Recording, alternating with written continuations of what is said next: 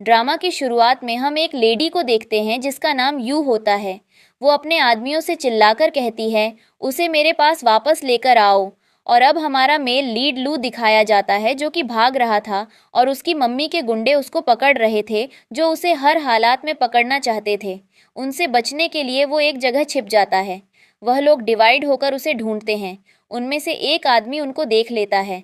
लू उसे मारने की कोशिश करता है पर वह उसका हाथ पकड़ लेता है और हंसने लगता है। लू भी उसकी तरफ हंसता है और उसे बड़ी ही गलत जगह पर चिमटी काटकर भाग जाता है। अब वह भागते हुए एक लड़की से टकराता है जो कि फोटो क्लिक कर रही थी। लू उससे पूछता है, क्या तुम ठीक हो? जिस पर यह लड़की ऐसे शर्माती है जैसे वो नई नवेली दुल्हन हो। लड़की का बॉयफ्रेंड भी उनको घूरता है। वह लोग फिर से आ जाते हैं। लोग भागते हैं और उनको कुछ बॉक्स फेंकते हैं उनके ऊपर। उसके बाद वो एक सीढ़ी पर चढ़ जाता है और उसी के ऊपर बैठ जाता है।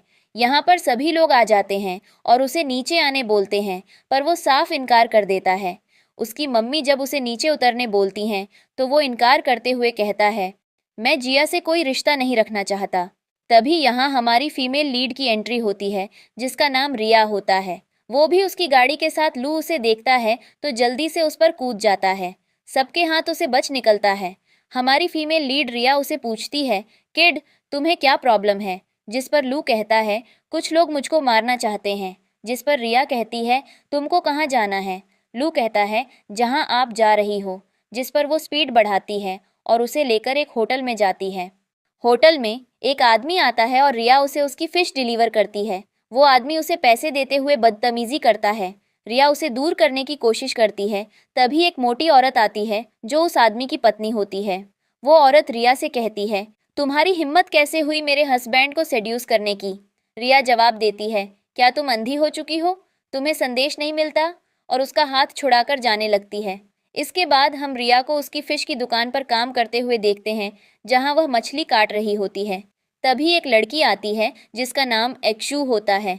एक्शू की नज़र जैसे ही रिया पर पड़ती है तो वो जल्दी से उसे बोलती है, ओह ये तो तुम हो ना? और रियली मुझे तो यकीन ही नहीं हो रहा कि तुम अभी भी अपनी लाइफ में आगे नहीं बढ़ी। अभी भी वही की वही हो फिश शॉप पर।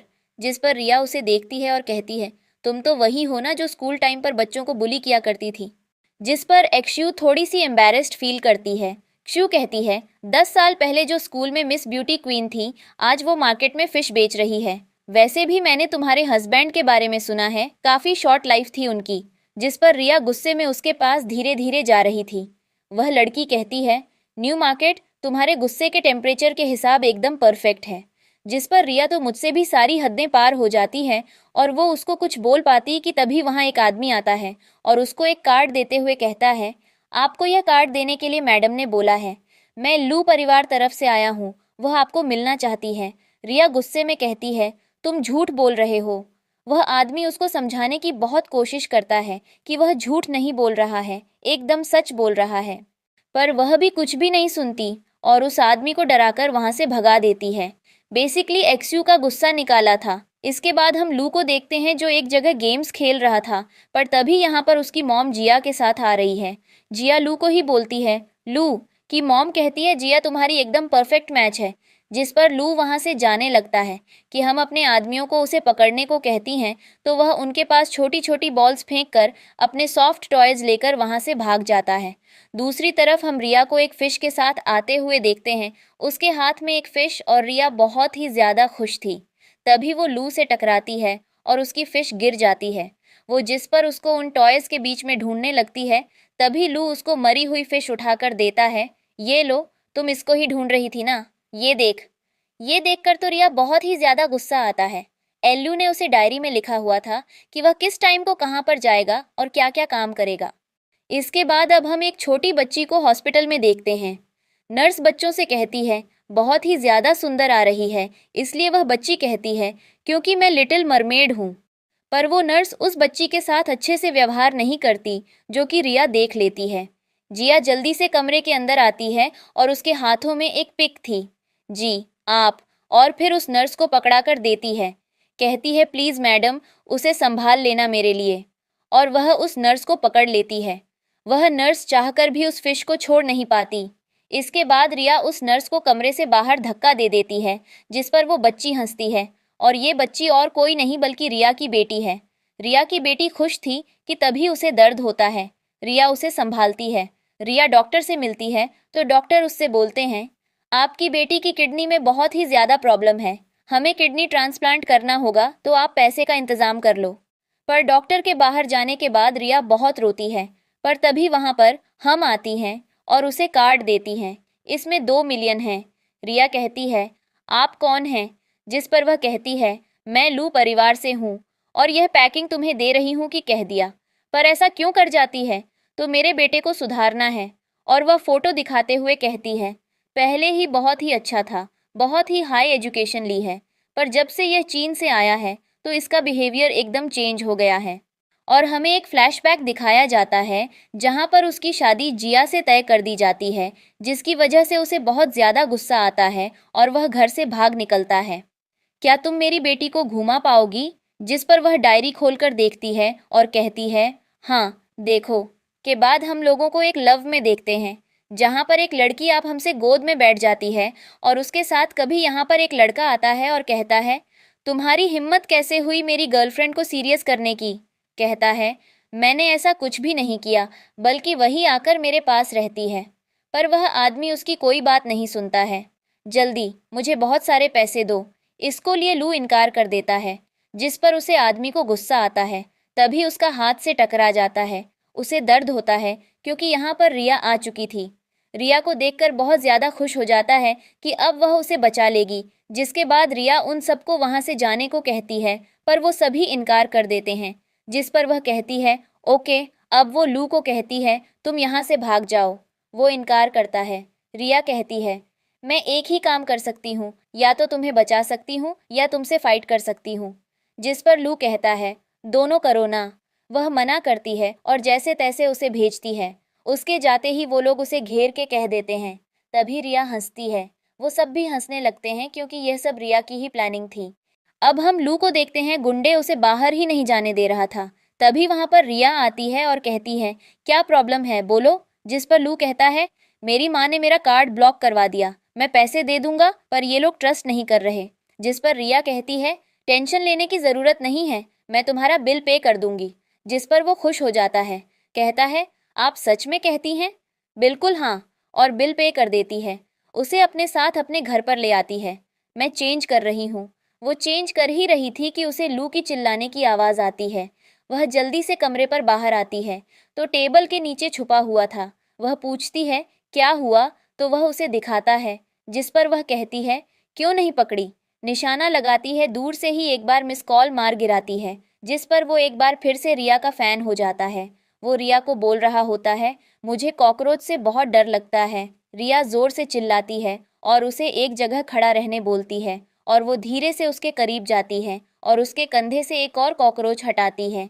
लू जैसे ही उस कॉकरोच को देखता है तो ज़ोर से चिल्लाते हुए बहुत सारी गालियाँ देता है और रिया के पैरों को पकड़ के बैठ जाता है। जिस पर रिया कहती है, ये क्या था? जिस पर लू कहता है, प्लीज़ मुझे माफ़ कर देना, क्या है ना, कॉकरोच से मुझे बहुत डर लगता है। ये शायद मैंने भरकर बहुत सारी गालियाँ दी हैं, तो उसके लिए मैंने बाय मिस्टेक इसको गालियाँ दे दी, वो भी बहुत गंदी गंदी।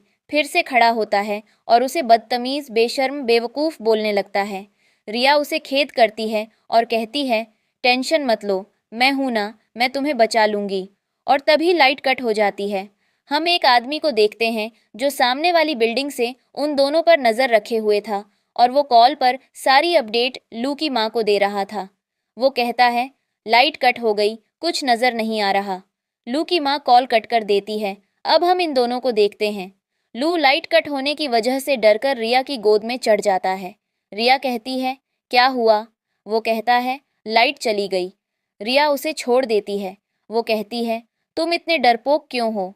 तुम तो इतनी रिच फैमिली से हो। जिस पर वो कहता है, मैं डरपोक नहीं हूँ। और वो जाने लगता है। रिया उसे रोकती है और बाय मिस्टेक ये दोनों एक दूसरे के ऊपर गिर जाते हैं और बच्चे की नज़र गलत जगह पड़ जाती है। जिस पर रिया को गुस्सा आता है और वो लू को बोलती है, मैं एक बच्चे की माँ हूँ और मैंने ही तुम्हें बचाया है। वो उसके करीब आती है, किस करने वाली थी, पर फिर वो बोलती है, आई हेट कलर्स, मैं फिर से बेवकूफ़ बन गई, और जल्दी से उठकर चली जाती है। और लू कहता है, क्या ये सच में ऐसे हैं? अब हम उसे सोते देखते हैं। उसके पास रिया आती है और उसे कंबल से कवर करते हुए सोचती है, मैंने तुम्हारी माँ से डील की है तुम्हें घर पहुँचाने की, इस तरीके से मैं तुम्हें चीट कर रही हूँ। तभी लू जाग जाता है और रिया को अपने पास बिठाता है और कहता है, एक बार फिर से थैंक्स। जिस पर रिया कहती है, मुझे लेवा, तुम सो गए हो, और जल्दी से उठ जाती है। वो कहता है, मुझे नींद नहीं आती। जिस पर वो लू को एक डॉल देते हुए कहती है, ये लो डॉल को अपने पास रखो, तुम्हें अच्छी नींद के साथ साथ अच्छे ड्रीम्स भी आएंगे। वो डॉल देखकर लू अपना पास्ट याद करता है जहां वो बचपन में सोते हुए डरता था, इसलिए एक सुपर हीरो की डॉल अपने पास देखता था। इसके बाद वो सो जाता है और रिया उसको देख रही थी और स्माइल करती है। अगले दिन हम लू को देखते हैं जो रिया के वर्क प्लेस पर आया था। रिया वर्क कर रही थी और वो उसको देखे जा रहा था स्माइल करते हुए, जिसे एज ऑडियंस हमको समझ आ जाता है कि लू रिया के प्यार में गिर चुका है। रिया जब उसको देखती है तो कहती है, किस, क्या हुआ, चलो आकर मेरे काम में हेल्प करो। जिस पर वो खुश होकर आता है। उसको रिया फिश संभालने का काम देती है, पर इस बेचारे से कोई काम होता ही नहीं। जिया भी उसको देखती हो ऐसे काफ़ी ज़्यादा गुस्सा आ रहा था। तभी हम एक आदमी को देखते हैं जो यहाँ पर अपने कुछ गुंडों के साथ आया था। कॉल करता है और कहता है, मैं मार्केट में आ चुका हूँ। उसके बॉस कहते हैं, तो इतना काम करो, इस लड़की को तेरे पैसे वसूल करना। उसके बाद अपने लोगों के साथ रिया की दुकान पर आ जाता है और उसे दुकान खाली करने को कहता है। बेवकूफ़, तुम्हारे साथ कौन है? यह सुनकर लोगों को गुस्सा आता है और वह मैसेज करता है कि उसके पास उसके बॉस की कॉल आती है और वह कहते हैं, तुम क्या कर रहे हो? तुम्हें क्या करने भेजा था? और तुम मेरे चेयरमैन से जाकर कैसे भूल गए? जल्दी से वहाँ से निकलो। उसके बाद में जाने लगता है। दूसरों पर कहता है, देखा बेवफा कौन है? आदमी को गुस्सा आता है, उसको पंच मारने वाला था, पर रिया बीच में आ जाती है और हर बार उसको बचा लेती है। वो आदमी को गुस्सा आता है, पर रिया उसको नाइफ दिखाते हुए कहती है, अगर मरना नहीं है तो भागो यहाँ से। वो आदमी भाग जाता है। लू रिया से कहता है, वाह, यू आर अमेजिंग। रिया कहती है, थैंक यू, तुम रुको, मैं चेंज कर लेती हूँ और फिर डिनर करने चलेंगे। बस फिर क्या था, लू अपने फ़ायदे में खो जाता है। सोचने लगता है कि वह रिया के साथ बहुत ही अच्छे और एक्सपेंसिव रेस्टोरेंट में बैठा है, पर इस बेचारी का सब मतलब टूट जाता है जब भी ऐसा झूठा सूरज लेकर आती है और यह देखता है टेबल पर बहुत ही ज़्यादा दूर है जो आदमी मोबाइल लेकर आया था, उसके आधे हाथ नूडल्स के अंदर ही थे। लू यही सोचे जा रहा था कि आखिर कैसे खाऊं, जिस पर वो मन में सोचती है, इतनी हार्ड लाइफ देखकर तुम ज़रूर घर जाना चाहोगे। लू उसी को ध्यान से देखता है और फिंगर से उसका फेस टच करके स्माइल करता है। वो कहती है, तुम्हारा फेस रेड हो गया क्या? तुम्हें घर जाना है? और पगाल लगातार उसी को देखे जा रहा था। लगता है बाहर बारिश आ रही है। इन दोनों की बाय मिस्टेक किस हो जाती है? ये दोनों एक दूसरे को ही देखे जा रहे थे कि तभी रिया के पास एक कॉल आती है। वह पूछती है, कौन? तो उधर से एक आदमी कहता है, मैं डॉक्टर हूँ, तुम्हारी बेटी के लिए कितनी मिल गई है सैलरी? जल्दी स्टार्ट होगी, तुम हॉस्पिटल आ जाओ और पेमेंट कर दो। जिसके बाद वह जल्दी से हॉस्पिटल जाती है क्योंकि बारिश हो रही थी। वैसे ही टैक्सी से उतरती है तो लू उसके साथ ही था और वह अम्ब्रेला लेकर जल्दी से आगे भागता है। उसके बाद वह जल्दी से अंदर जाती है और अपनी डॉटर से मिलती है, जिसे देखकर थोड़ा सा शॉक होता है और कहता है, क्या यह तुम्हारी बेटी है? जिस पर वह हमें जवाब देती है। रिया उसको कहती है, चलो अब मेरी हेल्प करो, मेरी बेटी का ध्यान रखने में मैं तुम्हें सैलरी दे दूंगी। और वह रूम से बाहर चली जाती है। अब रिया की डॉटर लू को डैड कह के बुलाती है। लू शौक होता है और कहता है, मैं डैड। वो कहती है, हाँ, मॉम ने बताया है कि डैड मरमेड हैं, इसलिए पानी से बाहर नहीं आ रहे, पर आज आप कैसे बाहर आए? जिस पर वो अपना बचपन याद करता है। जब वो अपनी मॉम से डैड के बारे में पूछता था तो वो कहती थी, वो बिजी हैं, उनके पास टाइम नहीं है। जिसके बाद वो रिया की डॉटर से बहुत अच्छे से बात करता है। अब वहाँ डॉक्टर आता है और उसके हाथ में फूल थे। लू उसको देखकर जेलस होता है। डॉक्टर बेबी से पूछता है, तुम्हारी मॉम कहाँ है? जिस पर वो कहती है, पता नहीं, पर इनसे मिलो, ये मेरे डैड हैं। ये सुनकर डॉक्टर जेलस महसूस करता है क्योंकि वो उसे पसंद करता है।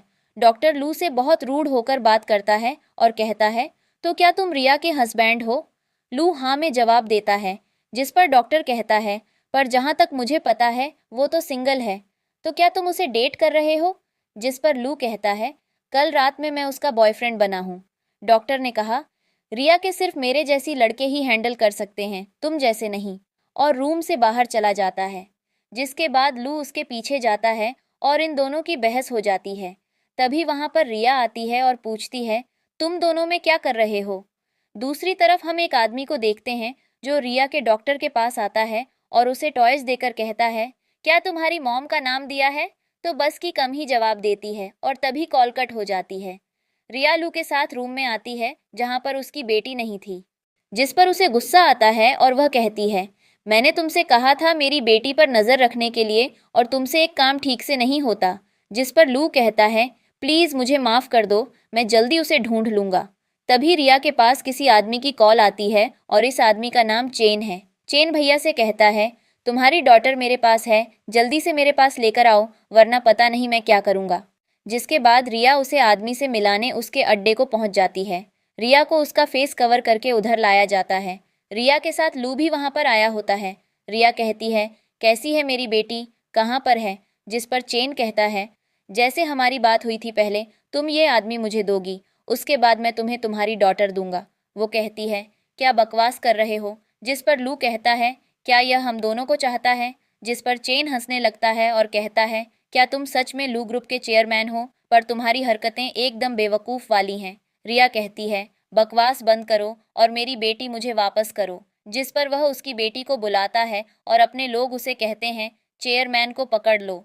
तभी लू उठता है और उसके आदमियों के साथ टाइप करता है। जिस पर चेन डॉक्टर को गलत दबाने लगता है। रिया उसे रोकती है तो वह कहता है, तुम ही एक लड़की हो जिससे मैं बहुत ज़्यादा प्यार करता हूँ। यह सुनकर मुंह साफ होता है और वह कहता है, क्या करूं? ये सब क्या है? नहीं तो कहता था तुम सुंदर हो, क्या तुम सिंगल नहीं हो? तुमने मुझे सच बताना होगा, मैं तुम्हारे लिए बहुत ही डीप फीलिंग्स रखता हूँ। जिस पर रिया उसे किस कर लेती है। उसकी हाथ में तलवार नीचे गिर जाती है, पर तभी चेन उसे जमीन में बिठा देता है। लू कहता है, तुमने यह क्यों किया? तुम्हारे पास तो पहले से ही हस्बैंड है। जिस पर जान कहता है, बकवास बंद करो, और अपने आदमी से कहता है, इसे 10 बिलियन का कॉन्ट्रैक्ट दो, साइन करवा लो। जिस पर लू कहता है, मैं साइन करने को तैयार हूँ, लेकिन इससे पहले रिया और उसकी डॉक्टर को जाने दो। जिसको एक चेन कहता है, तुम कितनी ज़्यादा रोमांटिक हो, तुम्हें रिया ने धोखा दिया है, उसके बाद भी तुमसे बचाना चाहते हो। नाइफ तुम्हारी गार्डन पर रखा है पर तुम्हें लड़की को बचाना है। जिस पर लू खड़ा होता है और साइन कर देता है। जिसके बाद चेन बेबी को रिया के साथ देता है। तभी वहाँ पर चेन का एक आदमी आता है और कहता है, सर रिपोर्ट आ गई। वह उसे रिपोर्ट दिखाने लगता है। रिया जल्दी से बाहर जाती है और पेपर को लेकर फाड़ देती है। जिस पर आदमी कहता है, इस पर सिर्फ सिंपल जानकारी थी। इसके बाद वो एक और पेपर निकालता है, उसे भी वह फाड़ देती है। जिससे वह आदमी कहता है, इस पर भी कुछ खास नहीं था। और तीसरा पेपर निकालने वाला होता है। अभी उसके हाथ से पेपर लेने वाली होती है और वह फाइल को बंद करते हुए कहती है, क्या होता है, यह इम्पॉर्टेंट है। उसे दे देता है। उसका बॉस इस फाइल को देखता है। उसके बाद में बहुत ही खुश हो जाता है और जल्दी से उसे बच्ची के पास जाता है, गोद में उठा लेता है और ऐसा चलता है चेन ही इसका असली पिता है। उसके बाद रिया के पास आता है। रिया उसको बताती है, दरअसल यह बच्ची मेरी बच्ची नहीं है बल्कि मेरी डॉटर की बेटी है और चेन भी इसका असली पिता है। उसके बाद रिया उसे बच्ची के पास जाती है और उसे हक कर देती है और जाने वाला होता है, पर लू उसे रोक देता है। उसके बाद रिया अपनी डॉटर के साथ वहाँ से जाने लगती है। तभी चेन उसे रोकता है और कहता है, क्या मैं एक बार अपनी डॉटर को हक कर सकता हूँ? जिस पर वो लू मना करता है, पर रिया उसकी तरफ इशारा करती है और चेन से कहती है, ओके। जिस पर वो जल्दी से अपनी डॉटर को हक करता है। इसके बाद रिया अपनी डॉटर और लू के साथ वहाँ से निकल जाती है। दूसरी तरफ चेन बहुत खुश था। उसका आदमी कहता है, आपने उन लोगों को जाने क्यों दिया? जिस पर चेन कहता है, कोई बात नहीं, अब मेरे लिए बस ये मैटर करता है कि मेरी एक डॉटर है। तभी उसका आदमी कहता है, बॉस यहाँ पर 10 बिलियन वाले पेपर नहीं हैं।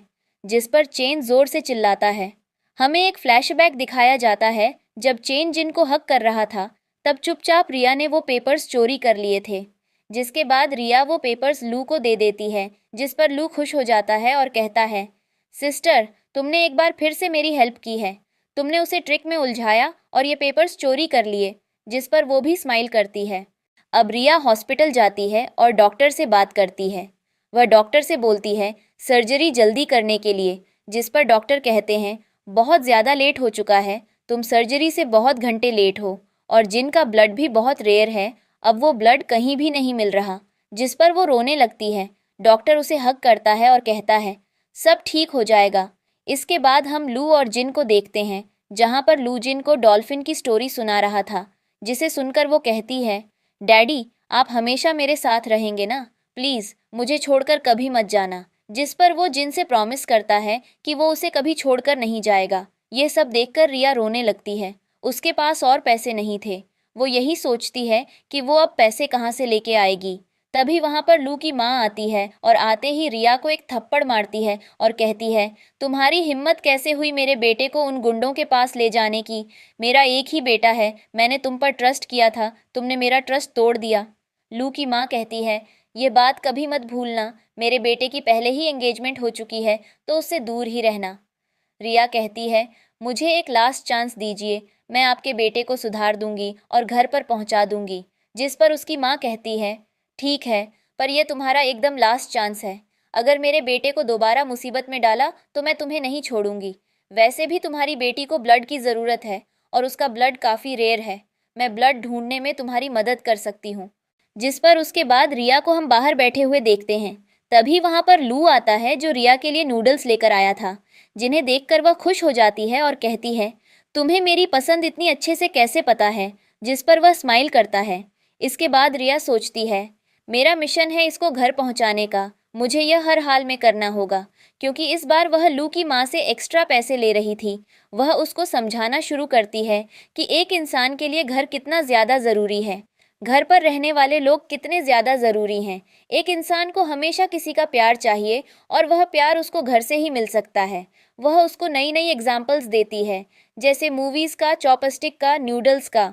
पर इस बेचारे को तो कुछ भी समझ नहीं आता। इसके बाद हम इन दोनों को घर पर देखते हैं, जहाँ पर राया ने बहुत सारा और बहुत ही अच्छा अच्छा खाना बनाया था, जिसे देखकर लू कहता है, लगता है आज कोई पार्टी है। जिस पर वह कहती है, बिल्कुल नहीं, मैं तो सिर्फ तुम्हें बताना चाहती हूँ। और तभी लाइट चली जाती है, जिससे वह कैंडल जलाती है। जिस पर लू कहता है, आज हम कैंडल लाइट डिनर करेंगे, क्या कुछ स्पेशल है। जिस पर वह कहती है, बिल्कुल नहीं, मैं तो सिर्फ तुम्हें यह बता रही हूँ कि अगर तुम घर पर रहोगे तो तुम्हें ऐसे ही अच्छा अच्छा खाना खाने को मिलेगा। एक इंसान के लिए घर बहुत ही ज़्यादा ज़रूरी है और उससे भी ज़्यादा ज़रूरी है वह इंसान है। और इस दुनिया में एक ही वह इंसान है जो बिना चाहत के प्यार करता है, वह है मॉम। हम सबको अपनी मदर के पास रहना चाहिए और अपनी मॉम से प्यार करना चाहिए। जिस पर लू कहता है, तुम खाना क्या चाहती हो। जिस पर वह जवाब देती है, तुम्हें तो पता ही है मेरी मॉम यहाँ से कितना दूर रहती है, मेरा घर कितना ज़्यादा दूर है। मुझे उनकी बहुत याद आती है, पर मैं उनसे मिल नहीं सकती। मैं हर टाइम अपनी मॉम को मिस करती हूँ, पर मैं उनसे हर टाइम पास नहीं कर सकती क्योंकि वह भी बहुत बिजी हैं, मैं भी बहुत बिजी हूँ। जिस पर लोग कहता है, मुझे अभी भी कुछ समझ नहीं आ रहा। जिस पर रिया कहती है, मैं तुम्हें यह समझाना चाहती हूँ कि मेरा घर यहाँ से बहुत ही ज़्यादा दूर है।